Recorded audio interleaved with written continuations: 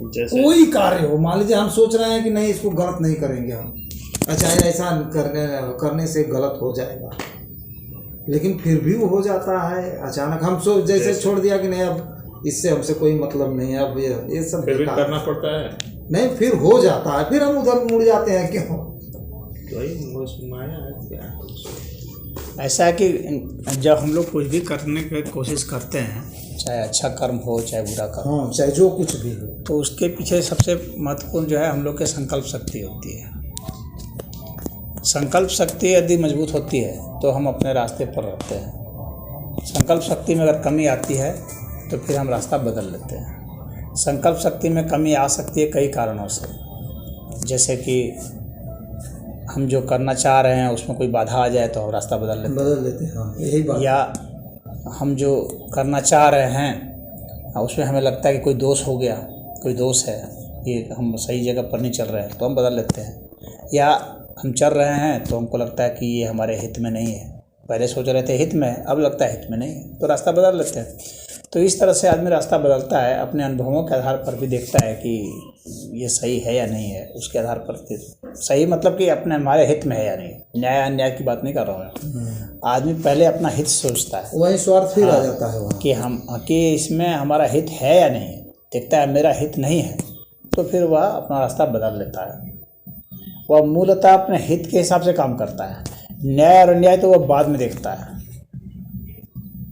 जानता पहले रहता है, लेकिन उस पर अमल नहीं करता है। वो अमल करता है सिर्फ अपने हित पर। न्याय अन्याय तो व्यक्ति को सबको पता होता है कि ये मैं कर रहा हूँ ये सही है या नहीं है, पता रहता है हर आदमी को। सिर्फ पागल है जिसको पता नहीं चलता है, अन्यथा जिसका भी दिमाग ऐसे है तो वो उसको पता रहता है कि ये सही है या नहीं है, परंतु वह देखता है अपने हित और अहित को कि इससे मेरा हित कहाँ तक सिद्ध होता है। जितना लंबा उसका क्षेत्र रहेगा उसके हिसाब से, जितनी जानकारी उसकी अच्छी है, जितनी पकड़ अच्छी है, उसके हिसाब से वो समझ जाता है कि मेरा हित कहाँ तक है। फिर अपने निर्णयों को वो बदल लेता है। ऐसा होता है जब उसको लगेगा कि हाँ बाधा पड़ रही है, खतरा बढ़ रहा है, नुकसान हो रहा है, तो बदल लेता है। तो बदलने का मुख्य कारण तो यह है। दूसरी और जो बातें हैं बाकी परिस्थितिवश और समाज मजबूर कर दे बदलने के लिए, उसको अपना हित देख रहा है, उसके बावजूद भी समाज का इतना प्रेशर है कि वो सोच रहा है कि मेरा अहित ज़्यादा हो जाएगा, जितना हित होगा इससे ज़्यादा अहित हो जाएगा। सामाजिक बंधन से होता है। हाँ, इतनों से दुश्मनी हमें मोल लेनी पड़ेगी, इतनों के खिलाफ बात चली जाएगी जो हमारे लिए बाद में नुकसानदायक होगी। तो फिर अपना लंबे अर्थ में वो अपना जो अहित देखता है ना, उसके कारण फिर छोड़ देता है। तो मूलतः वो अपना फैसला हित अहित करता है, और हित अहित है या नहीं है इसका फैसला वो अपने ज्ञान से करता है। वो इसके हित अहित में है या नहीं, तो ज्ञान ही मुख्य कारण होता है। जी वही कह रहे थे कि मतलब ये संकल्प तो लेते हैं कि नहीं एकदम आज ये प्रतिज्ञा तो मान लीजिए बात दूसरी है, या संकल्प जैसे एक उदाहरण स्वरूप लेते हैं कि नहीं चलिए भाई यह गलत कार्य है या नहीं करेंगे, लेकिन फिर भी हो जाता है। लेकिन हो जाता है कुछ दिनों के बाद। वही जो सामाजिक बंधन आप बता रहे हैं कि यार चलिए हम ऐसा संकल्प लेंगे तो इस आदमी का नुकसान हो जाए। जैसे हम एक टीचर पर अपने उदाहरण ले लेते हैं कि नहीं इनको ऐसा करेंगे, हम संकल्प हमने ले लिया कि ये ठीक नहीं है ऐसा, लेकिन फिर बाद में कुछ दिनों के बाद पढ़ाते रहे हैं तो हम कहते हैं छोड़िए जाने दीजिए भाई, ये भी एक आदमी है। तो वहाँ बदलना पड़ता है अपने निर्णय को। तो ही आ जाते हैं नहीं तो अपना स्वार्थ आ जाता है, चाहे हमारा नुकसान हो जाएगा इतना। हाँ, और नहीं नुकसान होगा चाहे कर दिए, कहते हैं कि इसका नुकसान हो जाएगा। वहाँ एक दया की भावना भी आ जाती है। जैसे मान लो समाज में लोग फिर क्या कहेंगे कि नहीं 2 साल तक ले चलते हैं, 3 एक उदाहरण हमने टीचर को दे दिया। हाँ मैं समझ रहा हूँ, लेकिन कहने का मतलब मेरा यह है कि किसी कार्य को भी हम कहते हैं कि जैसे कि आपके द्वारा कही हुई बातों को कि सत्य काम करो, सत्य का लाभ मिलेगा। लेकिन सत्य का काम करने में बहुत दूर तक जाते हैं, तब तक कुछ ऐसे सामाजिक बंधन वाले आ जाते हैं कि मास्टर साहब हस्ती सी हमारा बना दो भाई, बहुत ज़रूरी है। मतलब एक सामाजिक बंधन वाला आ गया वो, जबकि हमने निर्णय लिया कि हम गलत नहीं बनाएंगे, और वो आ गया ऐसा आदमी कहेगा अरे यार इतना छोटा काम बने तू ना कर। अब उनके लिए वो छोटा है, लेकिन हमारे लिए अब वो संकल्पित है कि नहीं भाई इसको करेंगे नहीं। अब व्यवस्था हो जाती है कि भाई जा दे दा भैया का करके भाई कहीं का कैसे रोजी रोटी चल जाए, का करें, विकल्प वो है। हाँ आ जाता है। हाँ, तो उसमें उसके साथ जो अपना संबंध है वह इसमें आड़े हाथ आ जाता है। आड़े हाथ आ जाता हाँ, वहाँ पर जो संबंधों का जो मोह है है। वह आड़े हाथ आ जाता है न्याय में सदैव। न्याय में सत्य न्याय में संबंधों का मोह आड़े हाथ आ जाता है। फिर एक जो कहे ना कि दया, कि आखिर इसका जीवन कैसे चलेगा, थोड़ा सा इसका जीवन भी चला दिया जाए। हाँ, तो उस लिहाज से फिर आदमी एक देखता है कि एक बड़े परिदृश्य में देखना पड़ता है। हाँ। तो जब बड़े परिदृश्य में देखते हैं तो यह बताया गया है कि सत्य महत्वपूर्ण तो है, लेकिन सत्य से ज़्यादा महत्वपूर्ण किसी की जिंदगी होती है। तो जिंदगी इसकी चल जाए उसके लिए सत्य को छोड़ना पड़ता है आदमी को। हाँ, और वह जो है वो सही भी है, क्योंकि जिंदगी है तो ही सत्य और असत्य है। जब जिंदगी नहीं रहेगी तो क्या सत्य और असत्य है। तो इसलिए ज़िंदगी का ज़्यादा महत्व दिया गया है, जीवन का ज़्यादा महत्व है। जीवन है तो फिर ये सब कुछ है। तो इस लिहाज से हम लोग वह अपना लेते हैं कि चलो थोड़ा सा मुरव्वत कर देते हैं, यहाँ पर थोड़ा समझौता कर लेते हैं, थोड़ी इसकी बात हो जाए, भले गलत लगती हो सामान्य परिप्रेक्ष्य में, लेकिन उसका जीवन चल जाएगा, उसका बड़ा भला हो जाएगा। तो वो आ जाता है महाराज जी। जैसे कि 1 महीना हम अडिग रहते हैं कि ऐसा करना है, मतलब जैसे अडिग रहते हैं कि ऐसा ही होना चाहिए भाई। लेकिन अब यहाँ पर यह देखना होता है कि क्या वास्तव में इसका जीवन इससे चलेगा, या ये नहीं करेंगे तो भी इसका जीवन चलेगा। वहाँ पर यह देखना बहुत ज़रूरी होता है। अगर इसके कारण से इसका जीवन नहीं चलेगा तब तो ठीक है, कर देना। लेकिन अगर उसका जीवन उसके बावजूद भी चलता है, उससे वास्तव में उसको कोई बहुत बड़ा खतरा नहीं होता है। इसका आकलन तो उस व्यक्ति को खुद करना पड़ेगा परिस्थिति के। तो फिर वो ठीक नहीं है करना। अगर उसका लंबे अर्थ में जीवन नहीं बहुत ज़्यादा वो प्रभावित होता है तो फिर ठीक नहीं है। अगर बहुत बड़ा प्रभावित होता है तब तो फिर ठीक है, कर देना। एक मतलब जीवन अमूल्य है, मतलब सत्य और सत्य का दोनों का निर्णय उसी बिंदु पर लिया जा सकता है, जैसे कि जहाँ भी जीवन को सबसे ज़्यादा मूल्यवान माना गया है ना। हाँ, जीवन ही नहीं रहेगा तो फिर बाकी सारी व्यवस्थाएं तो चरमरा जाएंगे। जीवन पर ही सारी व्यवस्थाएं हैं। तो जब सत्य और किसी की ज़िंदगी में हमको चुनाव करना हो तो ज़िंदगी का ही चुनाव करना चाहिए, सत्य का नहीं। सत्य तो बाद में भी बोल लेगा कभी। हाँ, अगर असत्य से जीवन बचता है तो वह असत्य वास्तव में सत्य ही है, सत्य ही है, क्योंकि उसका जीवन बचाना ही वास्तविक सच्चाई है। अन्यथा वो तो सिर्फ एक वाणी न है, और वो तो पूरा का पूरा अस्तित्व है। तो इसलिए उसका अस्तित्व ही समाप्त है। हाँ, अस्तित्व की कदर ज़्यादा है, वाणी की कदर उतनी नहीं हो सकती है।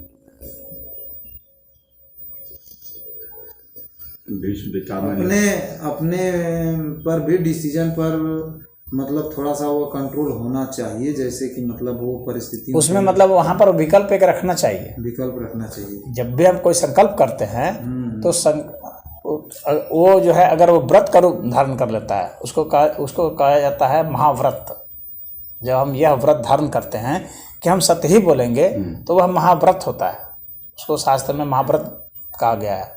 तो वैसी स्थिति में क्या होता है कि जब हम महाव्रत के लिए संकल्पित हो जाते हैं कि हम चाहे कोई भी परिस्थिति आ जाए दुनिया की, हम उसको नहीं छोड़ेंगे, तो उसको महाव्रत कहा जाता है। तो वैसी स्थिति में जो परिस्थितियां होती हैं आपके महाव्रत के अनुसार से ही होंगी। बात समझ रहे हैं? वैसी परिस्थिति आएगी ही नहीं कि कोई आपको ये कहेगा। कुछ समय के बाद जब वो महाव्रत आपका वास्तव में उस तरह से संकल्पित है तब की बात हो रही है। वही बात करेंगे वो तब कुछ समय के बाद, जैसे कि तब वैसी परिस्थिति आपके सामने आएगी ही नहीं कि आपको अपना व्रत तोड़ने की सोचना भी पड़े, क्योंकि आपने सोचने का विकल्प पहले ही समाप्त कर दिया था कि हम किसी भी हालत में, चाहे पूरी दुनिया मिट जाए। बात समझ रहे हैं? जब ऐसा आप सोच लेते हैं तो वह उसको महाव्रत कहा जाता है। तो वैसी स्थिति जब हो जाती है तो वैसी परिस्थिति उस व्यक्ति के सामने में कभी भी आती ही नहीं। इतना ऊर्जा हाँ, कोई आएगा ही नहीं। उसका ताप इतना होता है ना कि जो आपके सामने प्रस्ताव रखने आ रहा है वो आएगा ही नहीं। उसको उसका हित इतना महसूस होगा, कहेगा अरे बाप रे, वो कहेंगे, वो मानेगा ही नहीं, कह के करेंगे क्या, वो कभी कहेगा ही नहीं। समझ रहे हैं। बाकी का जो दिमाग है ना वो पूरा का पूरा बदल जाता है, सबके दिमाग में बदलाव आता है। प्रकृति इस तरह का व्यवस्था की हुई है, लेकिन वो प्रकृति वो देखती है कि वास्तव में इसका जो है ये व्रत है कि महाव्रत है। व्रत टूट सकते हैं, महाव्रत नहीं टूट सकता। अगर टूट गया तो वो फिर महाव्रत तो होता ही नहीं है, होता तो व्रत रह जाएगा। हाँ वो फिर व्रत हो जाएगा, महाव्रत नहीं होगा। महाव्रत वह होता है जो टूटेगा ही नहीं किसी हालत में। तब जो परिस्थितियाँ जो बनेगी, जो भी घटनाओं का सिलसिला आएगा वो वैसा ही आएगा जो महाव्रत के अनुसार हो। कोई आदमी फिर साहस ही नहीं करेगा कि हमारा यह काम कर दीजिए जो कि सत्य के विरुद्ध में है, कोई नहीं कहेगा, घर का आदमी भी नहीं कहेगा, क्योंकि वो जानता है कि ये महाव्रतधारी हो गया है, अब ये बात होगी ही नहीं, तो हम क्यों अपना मुंह खराब करें जब ये काम करेगा ही नहीं। तो बात समझ रहे हैं। तो वह परिस्थिति उसके सामने आएगी ही नहीं। महाव्रत का यह होता है। तो उतना बड़ा निर्णय संकल्प करना होता है महाव्रत का कि मैं किसी भी परिस्थिति में चाहे कुछ भी हो जाओ, मेरा और पूरी दुनिया का नाश हो जाओ, लेकिन मैं यह इसको नहीं तोड़ सकता। जब ऐसा संकल्प व्यक्ति लेता है तब ये घटनाएं घटती हैं उसके अनुसार से, कि वैसा उसको कभी भी धर्म संकट नहीं आता, उसकी धारणा शक्ति भी बहुत मजबूत है, तो वह जीवन से भी बड़ा हो जाता है। फिर जीवन और मृत्यु से बड़ा, मैंने कहा ना जैसे जिंदगी का महत्व होता है, तो जिंदगी का महत्व होता है, लेकिन जिंदगी और मृत्यु से भी बढ़ करके वह महाव्रत उससे भी बड़ा हो जाता है। वो जीवन को भी नहीं था, जीवन क्या है, जीवन अभी है, फिर उसके बाद फिर जीवन धारण करेगा, ये तो चलता रहता है। क्रम चलेगा। जीवन के कारण महाव्रत थोड़ी टूट जाएगा, महाव्रत किसी की स्थिति में नहीं टूटेगा, चाहे जीवन हो चाहे मृत्यु हो। बात समझ रहे हैं। तो वह सत्य महाव्रत होता है। तो उस महाव्रत को जब व्यक्ति लेता है तो जिंदगी भी छोटी पड़ती है। तब पूरी दुनिया मर जाए क्या मतलब, उसको कुछ नहीं। यहाँ तो मरना जीना है तो ये पूरे अस्तित्व का खेल है। हाँ, एक पूरी पृथ्वी टूट जाए, सूरज चांद तारे सब टूट जाए, तब वह जो महाव्रत होता है उसके अनुसार से फिर जो है घटना है आपके समक्ष वैसी घटना नहीं आएगी कि आपको महाव्रत तोड़ने का वो कभी चांस मिले, वो नहीं आएगी। वो पहले ही छंट जाएंगे लोग, पहले ही घट जाएंगे। तो ऐसा होता है ना कि आपका जो संकल्प है, आपकी जो चेतना है उतनी ताकतवर हो गई है कि ये सब जो छोटी छोटी चेतना है ना, इनको धकेल के हटा देंगे। तो इसलिए घटनाओं का क्रम उसके हिसाब से घटेगा, महाव्रत के हिसाब से घटनाएं घटेंगी। घटनाओं के हिसाब से वो अपने व्रत को वो नहीं बदलेगा, उसके हिसाब से घटनाएं घटने शुरू हो जाती हैं। तो उस आदमी में बहुत बड़ी ऊर्जा होती है, सहस्त्रार चक्र जग जाता है ना, तब वह आती है स्थिति। मन में एक आध बार ऐसा होता है महाराज जी कि सब कुछ छोड़ दो, सब बेकार में चला जाता है। हाँ, तो वैसा स्थिति जब सहस्त्रार चक्र जगेगा और जब किसी ने ऐसा व्रत कर लिया तो समझ लिए सहस्त्रार उसका उसी क्षण जग गया। हाँ, बिना उसके वैसा महाव्रत वो कर ले ही नहीं सकता। ऐसा अगर कोई प्रण ले लेता है तो इसका मतलब है कि सहस्त्रार चक्र उसका जागृत हो गया, तभी प्रण वो आया। वो प्रण वहीं से आता है, वो प्रण उस सहस्त्रार चक्र से ही आता है। बिना जागे वो ले ही नहीं सकता। बिना जागे वो नहीं ले सकता। वो विकल्प एक रख लेगा, विकल्प रख लेगा, सोचेगा कि घटनाएं हमारे हिसाब से तो नहीं घटेंगी, तो हम अपना बदल सकते हैं। लेकिन महाव्रतधारी ये सोचता है कि घटनाएं मेरे हिसाब से ही घटेगी, सिर्फ और सिर्फ इस संकल्प के हिसाब से ही घटेगी, और घटती है। लेकिन उसके लिए फिर उस शक्ति उस ऊर्जा के साथ लेगा, और उसको वो स्वर्ग नरक ये वो कोई फिक्र नहीं करेगा, वो कोई फिक्र नहीं करेगा, किसी चीज की फिक्र नहीं करेगा सिवाय उसके उस बिंदु के। और उसको किसी प्रकार की कोई ग्लानि भी नहीं होगी, नहीं, क्योंकि वो जिंदगी को बहुत क्षुद्र अर्थ में देखेगा, संबंधों को बहुत क्षुद्र अर्थ में देखेगा, संबंधों को उतना बढ़ा चढ़ा करके नहीं देखेगा वो जितना सामान्य लोग देखते हैं। तो वो उसकी बात फिर अलग हो जाती है, वो काफ़ी बहुत विलक्षण अवस्था होती है, वो कोई साधारण बात नहीं होती है। नहीं, ये तो मन में ये हो जाता है कि सब बेकार। वो तो करोड़ों में कोई एक होता है जो कि उस तरह का व्रत धारण कर लेता है और उसको निभा देता है। एक आदमी मिलेगा वैसा। हाँ। तो घटनाएं फिर उसके हिसाब से घटती हैं, अन्यथा घटनाओं के हिसाब से आपको एडजस्ट करना पड़ता है। ये समझ लीजिए। उसमें तो परेशानियां आती रहेंगी हाँ और अपने को बदलना पड़ेगा। हाँ, उसमें आपको हर समय परिस्थिति के हर समय कोई ना कोई आ जाएगा लेकर के, मेरा ये काम है कर दीजिए, तो आपको उस पर दया आ जाएगी, आप कर देंगे। तो घटनाओं के हिसाब से आप कर दिए वो तो वहाँ जैसे तो यह जो है ना, ये जो है सहूलियत की ज़िंदगी होती है, और वो सहूलियत की ज़िंदगी नहीं होती है। वह तो एक तरह से एक तरफा आक्रमण होता है, जैसे आपका पुतिन आक्रमण कर रहा है। एक तरफा आक्रमण होता है, तो सोच रहे कि ये हाँ करके ही रहूँगा चाहे कोई कुछ भी कर दे, तो उसके हिसाब से फिर घटनाएं घटने लगती हैं। वहाँ पर कोई अन्य चीज़ के लिए कोई रास्ता नहीं रह जाता है, पूरा ब्लॉक कर दिया जाता है। तब ये परिस्थिति आपकी आभा के हिसाब से ही उसको घटनाओं का अरेंज करेगी, और आपके पास इर्द गिर्द वैसे ही घटनाएं घटेंगी, आपके समक्ष वैसे ही लोग आएंगे जो उस व्रत के हिसाब से अपने को ढाल लेंगे।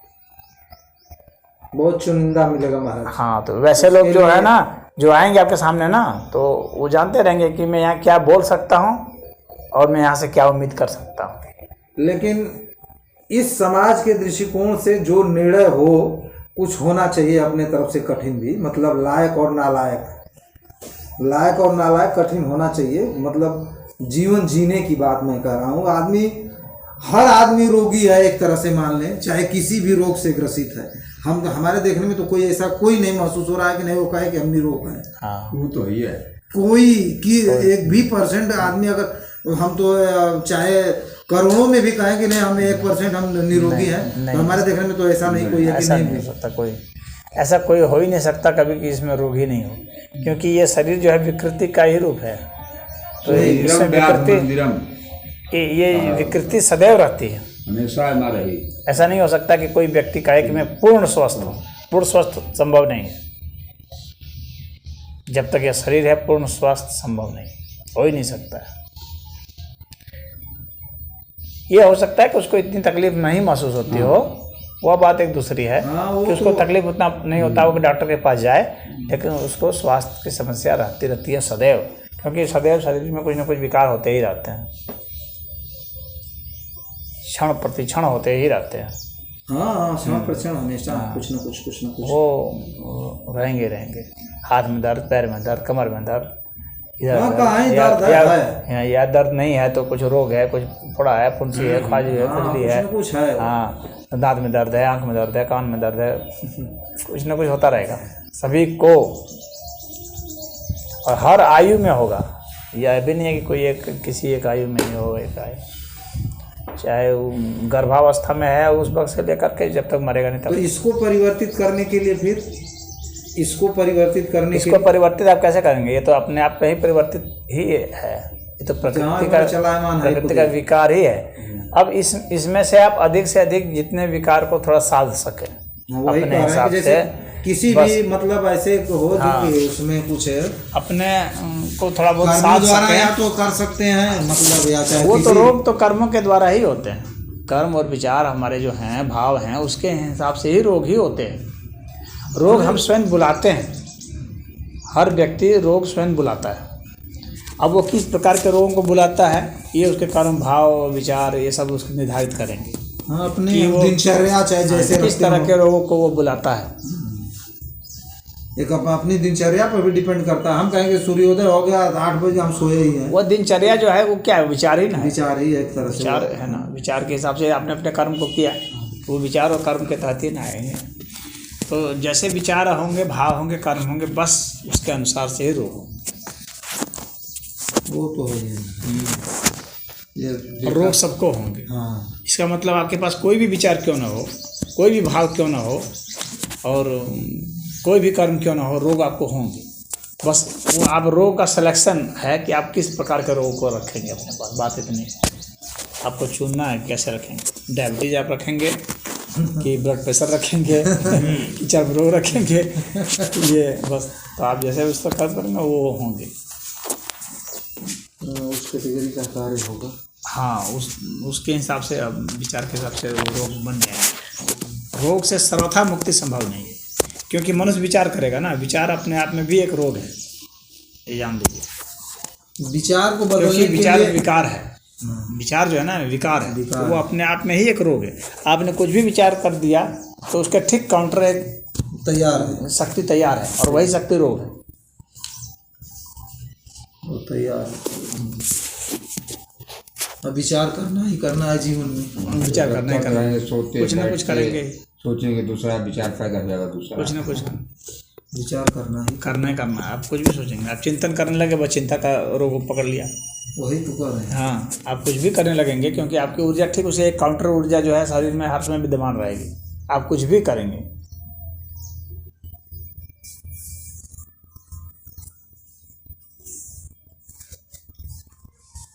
हिंसक हो जाएंगे तो आपके भीतर में क्रोध की भावना आ जाएगी। क्रोध से कई तरह के जहर बनेंगे, वो तो 100% जहर बन वो तो जाएगा। रोग हो जाएगा। एकदम सारा। क्रोध नहीं करेंगे, आप खाली मीठी मीठी बात बोलेंगे तो शरीर में कायरता भर जाएगी, शरीर में एक दूसरे तरह का रोग आ जाएगा। समझ रहे हैं? हाँ, हाँ, हो जाएगा। आपके तंतु कमजोर पड़ जाएंगे, कमजोर पड़ जाएंगे तो उस पर आक्रमण शुरू हो जाएगा,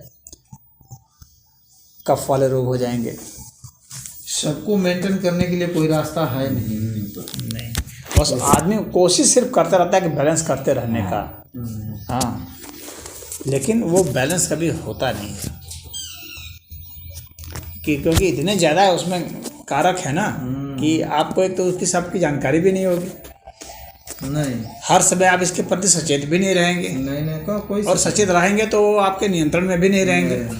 हर समय परिस्थितियाँ आपके नियंत्रण में नहीं होती हैं, तो रोग रहेंगे।